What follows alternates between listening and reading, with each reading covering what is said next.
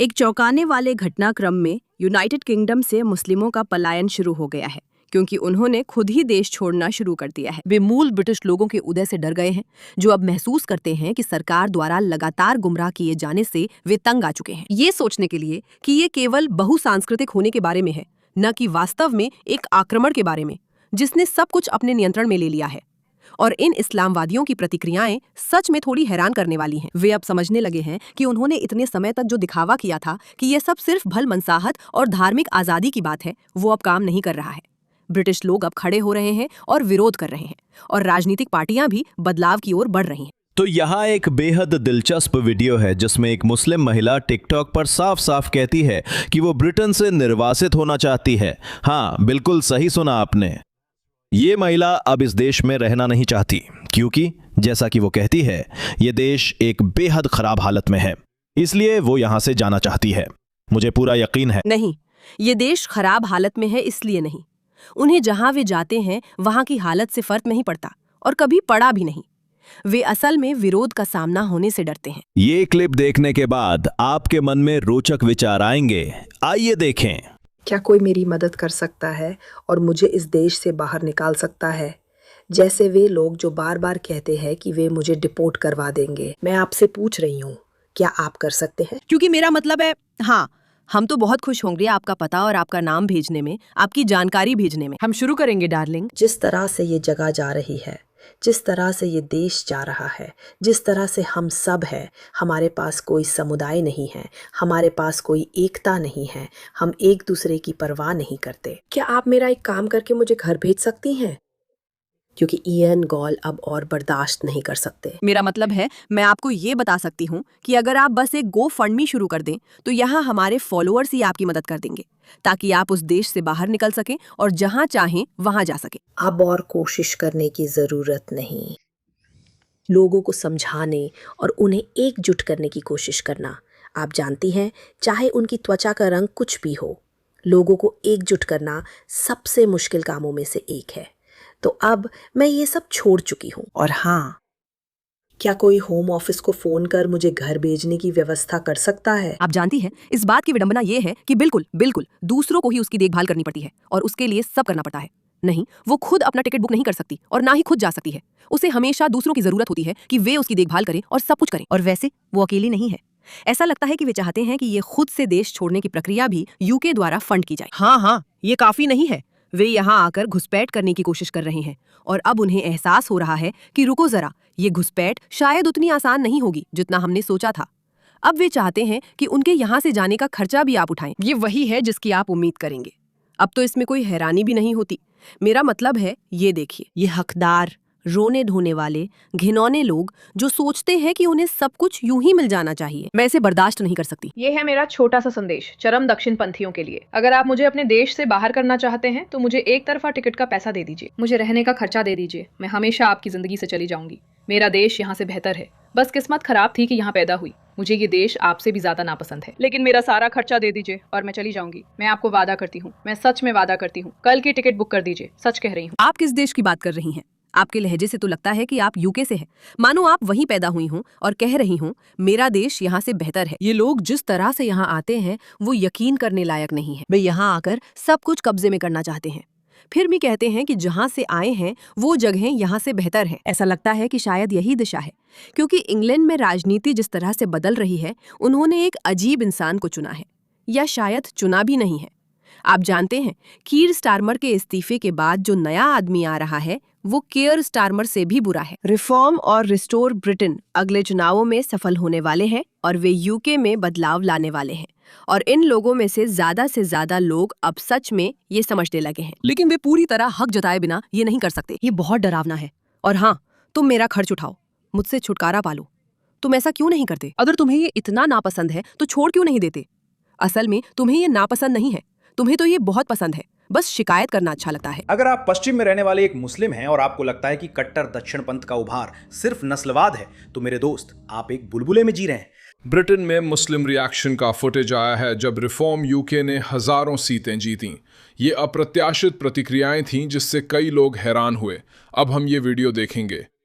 मैं इस स्थिति पर अपने विचार दूंगा। ये पहला वीडियो है जिसमें एक मुस्लिम जो लंदन में पैदा हुए हैं कहते हैं कि ब्रिटिश मुसलमानों को जागना होगा और देशभक्तों को नस्लवादी कहना बंद करना चाहिए क्योंकि वे नस्लवादी नहीं हैं, वे बस आम लोग हैं जिनकी असली चिंताएं हैं। इस समय पश्चिमी देशों में मुसलमान बड़ी गलती कर रहे हैं। अगर आप पश्चिम में मुस्लिम हैं और मानते हैं कि कट्टर दक्षिणपंथ का उभार सिर्फ नस्लवाद है तो आप भ्रम में हैं। हाँ, नस्लवाद है, ये साफ है, लेकिन आप्रवासन या एकीकरण को लेकर लोगों की हर चिंता को नस्लवादी बताना ही इन आंदोलनों के बढ़ने की वजह है, क्योंकि उनके अनुसार मुस्लिम लोग सुनते नहीं हैं। हम बस कहते हैं हाँ नस्लवादी हैं और उन्हें नजरअंदाज कर देते हैं। इसी दौरान आप अपने छोटे से दायरे में सहज हैं। हलाल दुकानें, मस्जिदें और आपका अपना समुदाय, यही वो दायरा है जिसके बारे में लोग कहते हैं कि लोग व्यापक समाज में घुलते मिलते नहीं हैं। उस बबल के बाहर देखो, चारों तरफ नजर डालो, जनता की सोच बदल रही है। यहां तक कि वे युवा ब्रिटिश लड़के भी जो विविध स्कूलों में पले बड़े हैं अब ज्यादा राष्ट्रवादी सोच की तरफ झुकने लगे हैं। और ऐसा नहीं है कि वे एक दिन अचानक उठे और अल्पसंख्यकों से नफरत करने का फैसला कर लिया, बल्कि ऐसा इसलिए है क्योंकि उन्हें लगता है कि उनका देश बदल रहा है और किसी को भी इस बारे में बात करने की इजाजत नहीं है। और अगर मुसलमान हर आलोचना को नस्लवाद कहकर खारिज करते रहेंगे तो आप कट्टर दक्षिणपंथ को नहीं रोक रहे हैं, बल्कि आप उसे बढ़ावा दे रहे हैं। क्योंकि जब लोगों को लगता है कि उनकी बात नहीं सुनी जा रही है तभी वे संगठित होते हैं। जब तक आप उनसे बात करने का सोचते हैं तब तक देर हो चुकी होती है। क्या मैं बस इतना कह सकती हूँ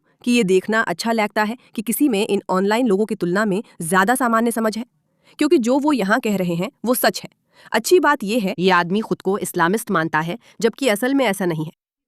असल में वो ब्रिटिश है क्योंकि उनमें पश्चिमी मूल्यों की समझ है और वो यूरोप या पश्चिमी समाजों को नष्ट या कब्जा करने की कोशिश नहीं कर रहे, क्योंकि वो जितना मानते हैं उससे ज्यादा पश्चिमी है। वो यहाँ जो कह रहे हैं वो पूरी तरह सच है। ऐसा नहीं है कि हर कोई जाग रहा है ताकि वो नस्लवादी या भयानक इंसान बन जाए, नहीं। असल में लोग अपने लोगों की रक्षा करना और उनका बचाव करना चाहते हैं। जब ऐसे घुसपैठिए बार बार आते हैं और आपके हर काम पर आपको नस्लवादी कहा जाता है तो एक समय बाद ये उस लड़के जैसा है जिसने भेड़िया आया कहकर डराया था। अच्छी बात है कि ऐसा आम नहीं है। यूके में इस धर्म से जुड़े ज्यादातर लोग इसे ऐसे नहीं देखते क्योंकि वे पश्चिमीकृत होने से ज्यादा इस्लामवादी हैं। ये आदमी पश्चिमीकरण से प्रभावित है लेकिन उसे एहसास नहीं। फिर भी ये सामान्य समझ की बात है। ये वीडियो एक कड़वी सच्चाई जैसा था। इसे सोशल मीडिया पर लाखों बार देखा गया, 53,000 लाइक्स मिले। वो जो कह रहा है वो तथ्यों पर आधारित है। लोगों ने रिफॉर्म यूके को इसलिए वोट दिया क्योंकि वे खुद को पूरी तरह नजरअंदाज महसूस करते हैं। स्कॉटलैंड के एक मुस्लिम व्यक्ति ने टिकटॉक पर वीडियो डालकर कहा कि रिफॉर्म का उभार मुसलमानों के लिए रियलिटी चेक है। सुनिए उन्होंने क्या कहा। आज यूके में रहने वाले मुसलमानों के लिए एक रियलिटी चेक का पल है, क्योंकि देश भर में रिफॉर्म का उभार हो रहा है। जनता की भावना आपके पक्ष में नहीं है, यह प्रवासियों के पक्ष में भी नहीं है। ये एक रियलिटी चेक है जिसे हमें मानना होगा। यूके में रहने वाले मुसलमानों के रूप में हमें यह समझना चाहिए कि यह देश जिस दिशा में जा रहा है वह इस्लाम विरोधी है, ठीक है। तो हम इसके बारे में ज़्यादा शिकायत नहीं कर सकते क्योंकि हमें इस घर में मेहमान की तरह रहना था और मेज़बान कभी भी नियम बदल सकता है। हम शिकायत नहीं कर सकते क्योंकि हमारे अपने घर और ज़मीनें हैं।